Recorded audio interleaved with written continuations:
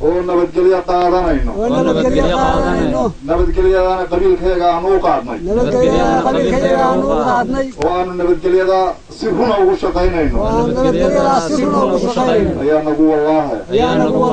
وبالله وطلاه munaasabad ballaaran oo kitaabka gacanta loogu saaray konton xubnood oo isugu jira labadii ardaa ee dhawaan shaqaaqada ku dhex martay tuulada Gudheli ayaa lagu qabtay degmada Oogo ka tirsan gobolka Saraar munaasabadan dhaarinta oo si weyn loo soo agaasimay ayaa waxa goobjoog ka ah wasiirka wasaaradda arrimaha gudaha wasiirka duulista hawada wasiirka dawlayaasha maaliyadda iyo waxbarashada gudoomiyaasha gobolada Sanaag iyo Saraar Salaadiin Cuqaal Waayeel iyo xildhibaano ka socday baarlamaanka iyo guurtida saraakiisha ciidamada kala duwan culimaa u diin iyo ergooyin aad u tiro badan oo ka kala yimi gobolada Sool Sanaag Togdheer iyo Maroodijeex waxaana ugu horreynba munaasabadaasi ka hadlay oday Ismaaciil Saalax Cali iyo oday Cawad Barre oo ku hadlayay afka labada ardaa ee la dhaariyay oo munaasabadaasna ka cadeeyay inay qaateen nabad buuxda oo bilaa shuruud ah waxaanay xuseen inay diyaar u yihiin in wixii dhacay iyagoo caloolfayow ay kala gurtaan waxaan idinka dhaadhicinaya ummadaan isu kaayo aqoonay ummadana reer iyo reer barkad baa isdiyow horena isuma dilin دنيا يسدي ما إن شاء الله بإذن الله كريم فاتحة النصر مرة سداد تنقول عن شري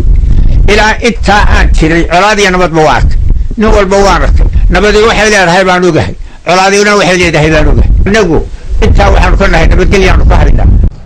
wasiirka duulista hawada Maxamed Xaashi Cabdi iyo wasiir dawlayaasha maaliyadda iyo waxbarashada oo iyaguna halkaasi ka hadlay ayaa dhamaantoodba tilmaamay ahmiyadda munaasabadan u leedahay dhamaystirka iyo soo afjaridda khilaafkii gacanka hadalka ahaa ee shaydaanku ka adeegay ee dhex maray labada ardaa ee walaalaha waxa kale oo wasiiradu ay ku nuucnuucsadeen qiimaha nabadda labadan ardaa ee ugu fadhido gobolka iyo dalka iyo sida loogu baahan yahay inay halkaasi ka sii adkeeyaan waxaa iyaguna halkaasi ka hadlay xubno aad u tiro badan oo isugu jira mas'uuliyiin salaadiin boqorro iyo culimaa u diin iyo aqoon-yahano oo dhammaantoodba ku dheeraaday ahmiyadda nabadda iyo sida loogu baahan yahay in labada ardaa ee walaalaha ee ay soo celiyaan ehelnimadii walaaltinimadii iyo wadajirkii ay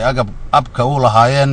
iyagoo allana uga baryay inuu qulubtooda isu soo jeediyo waxay kaloo madaxda dhaqanka ay halkaasi ka sheegeen oo ay ka hoga tusaaleeyeen labadii ardaa ee dhaartay in ciddii dhaartaasi ka baxda ay cawaaqib xumadeeda dhaxli doonto wasiirka wasaaradda arrimaha gudaha ee jamhuuriyadda Soomaaliland Cali Maxamed Waraacad oo isaguna munaasabadaasi ka hadlay ayaa tilmaamay sidan labada ardaa ay u yihiin wiil iyo abtigii waxaanu soo dhaweeyay go'aanka dhaarta kontonka xubnood ee labada ardaa oo ka turjumaysa buu yiri habdhaqankii bulshada reer Soomaaliland ay ku soo canaamaashay waxaana wasiirku xusay sida xukuumadda jamhuuriyadda Soomaaliland ay uga go'an tahay sidii bulshadeedu ay ugu noolaan lahaayeen nabadgelyo taama iyadoo khilaafka yimaadana loo marayo buu yiri jidka wada hadalka iyo nabadda waxaana ugu dambeyntii wasiirka arrimaha guduhu hoosta ka xariiqay in ciddii jabisa wacadkaasi la galay ay xukuumaddu gacan bir ah wax kaga qaban doonto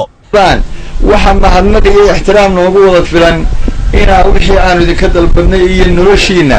iyo nabadgelyadana ilaalisaan waxaan runtii aad iyo aad ugu mahadnaqayaa labada beelood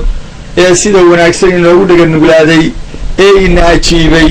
ee dhib kasta oo ka dhex dhacday liqay inay noloshooda dibna u walaaloobaan sidai awal isku ahaayeenna ay noqdaan oo runtii anigu aan odhan karo intaan dadka dhex marayay weli laba qabiil oo isaga dhow maan arag ama laba qoys oo isaga dhow qolo walba markaan u tagnay waxay dhexda farta ka qaniinaysay reerkaasu ma ahayn reer aan isku dhacno reer aan isku dhici jirnayna maaha ilaahay qadar allunbaa meesha ka dhaca bay lahaayeen waa arrin aad iyo aad u qiimo leh ilaahay baa wacad la gasheen oonu markhaati ka nahay annagaa wacad nala gasheen iyo ragga halkaa fadhiya wacadkaa qoyska jabiyaa runta aan idiin sheegayaa tagaantig damba dhigi maayo dhaarta iyo wacadka kontonka xubnood ay u qaadeen labadooda beelood ayaa waxa ay meesha ka saaraysaa welwelkii iyo cabsidii soo kala dhex gashay labada ardaa ee walaalaha ah ee dhaqanka iyo